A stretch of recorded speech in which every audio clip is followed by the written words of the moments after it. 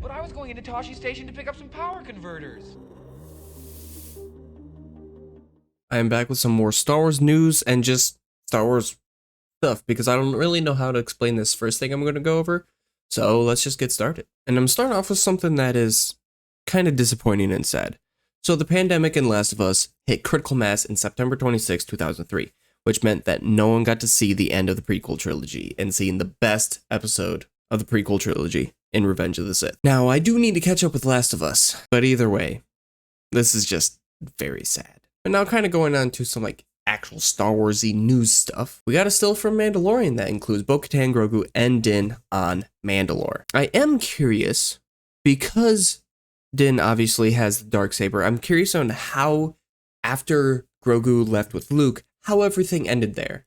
Was Bo-Katan fine with it? Well, is she going to get over it? I doubt it. I feel like she's going to be one of the antagonists in Mandalorian Season 3. But this looks like they arrived on Mandalore at the same time. So I'm curious how that will go about. Next up, I just saw this amazing concept art on Twitter. And it's if Qui-Gon had his own clone force. And one, the artwork is just fantastic. Shout outs to them. They did so good on this. But just looking at this, look. Oh, what could have been. Not only does this look really good, really cool, the Clone Wars might not have happened if Qui-Gon survived. I'm sure it's more than likely that it would actually still happen if Qui-Gon lived, but if Qui-Gon lived, Anakin probably would have had a better master, let's be honest, than Obi-Wan, and Qui-Gon would have been able to connect with Anakin on his feelings, I feel like. But yeah, I saw this and it just looked so good. I just had to bring it up. But moving on, we get a couple of stills to see what Master Yoda and other Jedi younglings look like in the Star Wars Young Jedi Adventures series that is coming May 4th. And I don't really know what I was expecting for the animation style, but this is definitely kid-friendly, but also just looks good. Yoda looks like such an old crotchety man in this, so it's kind of hilarious. I can't think of what this girl's race is. I definitely don't know what this is, but honestly, it might be a semi-enjoyable show for grown-ups, mainly because it's set in the High Republic, and seeing High Republic Yoda and just High Republic in general in any sort of style that's not novels, I'll be happy to see. Next up, Rick Famuyiwa will reportedly direct the first and last episodes in Mandalorian Season 3. Now you might be thinking, do I actually care? Well, he's a director that's worked on a variety of things, but in the case of Mandalorian, he worked on Episode 2, The Child, in Season 1, obviously, and then Episode 6 in Season 1, The Prisoner, that has Miggs Mayfeld, and then Episode 7 in Season 2, The Believer, which also has Miggs Mayfeld. And those two episodes with Miggs Mayfeld in Season 1 and Season 2 were some of the best episodes in either season. So seeing him direct Episode 1 and the finale, I think we're in good hands. Now, there's also another image of Bo-Katan, but I'm also interested in what Katee Sackhoff had to say about Bo-Katan's journey in Season 3. She says, I really do know her. Her pain is my pain. It's kind of cool to see someone connect to their character this much because she played Bo-Katan in animation and now in live action, which very few Star Wars actors can say. Actually, who can say that? I don't even know. Is she the only one? She might be, actually. Anyway, that's crazy. But it's cool to have someone connected this much, so then we know that they care about their character. And they'll even probably put in their input and make sure that their character goes the way they think the character should go. And maybe even the way we think the character should go. Just realized the cam wasn't on this whole time, so fantastic. And continuing on to some more Mandalorian Season 3 stuff, we got some concept art that shows Grogu chasing some crab rock creatures. Cool. I don't know. It's just interesting.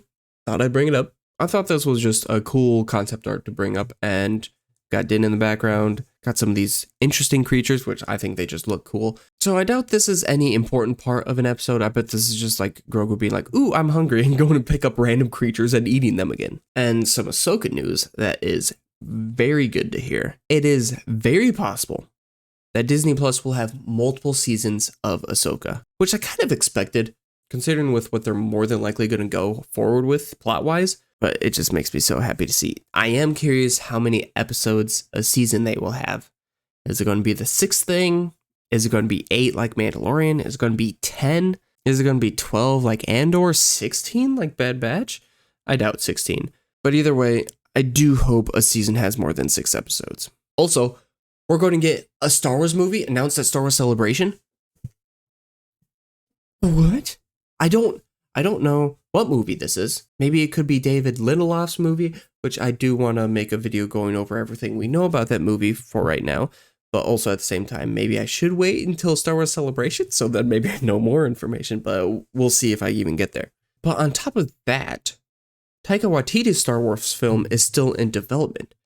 So maybe they'll be announcing more than one film.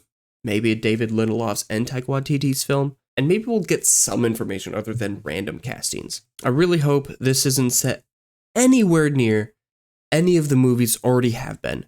I want Old Republic, High Republic, post New Republic, anything that's not within like 20 years of everything we've seen so far. Because honestly, there's so much to explore in the Star Wars universe, and we've condensed it all to like 100-year period. And we could do so much more with that. Will that be the case? Probably not, let's be honest. The Skywalker Saga is like the Star Wars comfort zone, so they don't want to go outside of that and try to explore anything new and have some fun. They're just going to stick with what we know, and they have to adapt alongside everything else. And that's the worst part about developing along the Skywalker Saga, because they have to adapt to every new thing that's happening, and everything's being built around this era. So just go somewhere else. Anyway, it's been 10 years since The Jedi Who Knew Too Much was released. That is insane. That is insane to me. And on top of that, Barris did kind of get screwed over. Yep. Also at the same time, they weren't really going to go back to her character, so this was an interesting way to go about it. I just wish that maybe we could see more of why she went this way, but that'll probably not happen. Also, something I saw kind of going off of everything I just said. Imagine an Old Republic saga. You could span centuries and still be an Old Republic and still have a cohesive story. Just think about that. Multiple Sith, multiple Jedi, multiple anything going on. You can make up new stuff. You can pull in legend stuff. You do so much. Just do Old Republic Lucasfilm. Oh my God, the fact that you haven't is driving me crazy. Okay, I'm fine. I'm good.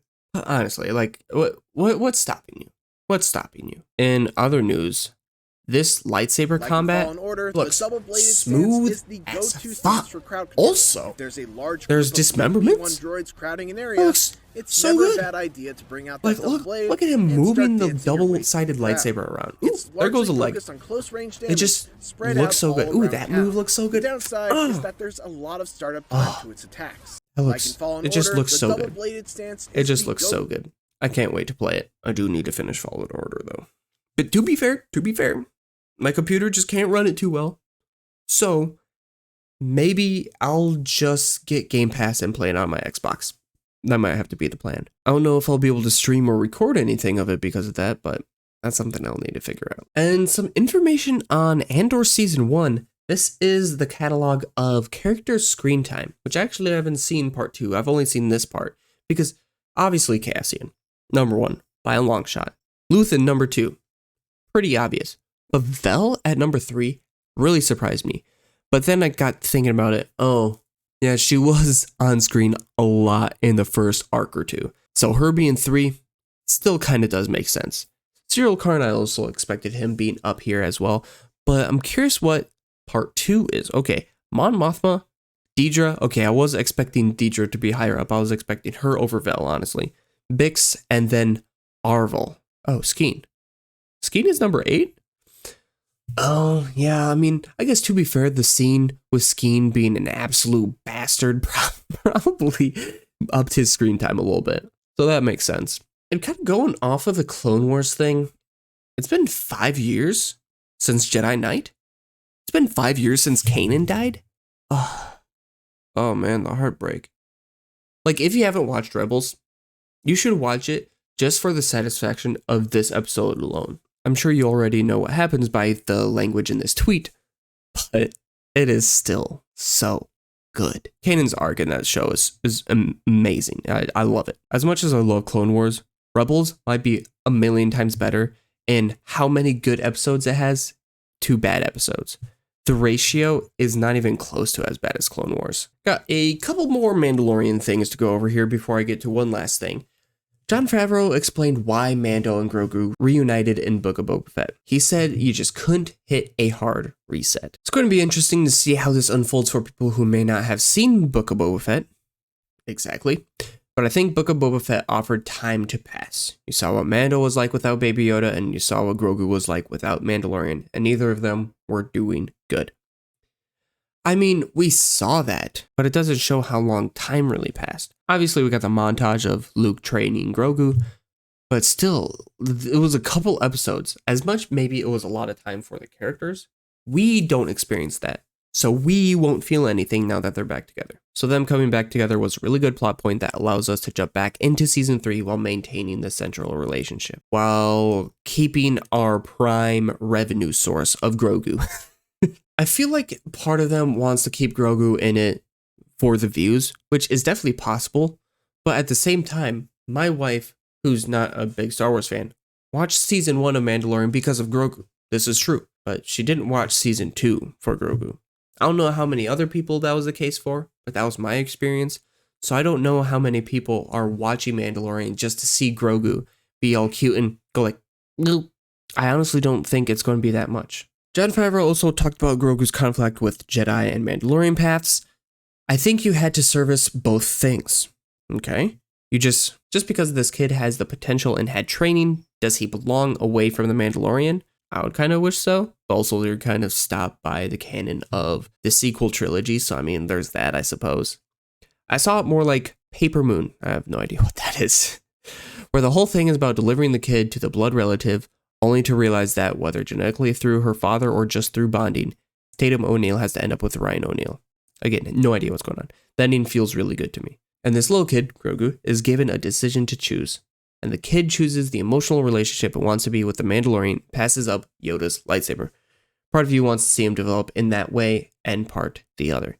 This is true. But, we see him with the Mandalorian for 2 seasons. We see him without the Mandalorian for 2 episodes. And now they're back together, and there's supposed to be some sort of emotional payoff. There wasn't. I mean, maybe there was for some other people, but not for me. And we got some information on Jedi Survivor on the character Ravis, this guy right here, and he's confirmed to be a Gendai. I think I'm saying that right. Which is the same species as Durge from Star Wars Clone Wars. Which, if you don't know who this is that. And he is in episode 1, or volume 1, whatever. And you want to know how he dies? This is him, oddly enough. But this is how he dies. Swallowed up Obi-Wan. He's absolutely unstoppable. Except that he swallowed up Obi-Wan and this happened. Kinda disgusting. But that's the only way they killed it. Now, how is Cal Kestis going to handle him? I have no clue. Thank you for watching. If you enjoyed this video, please like, comment what you thought about all of this news.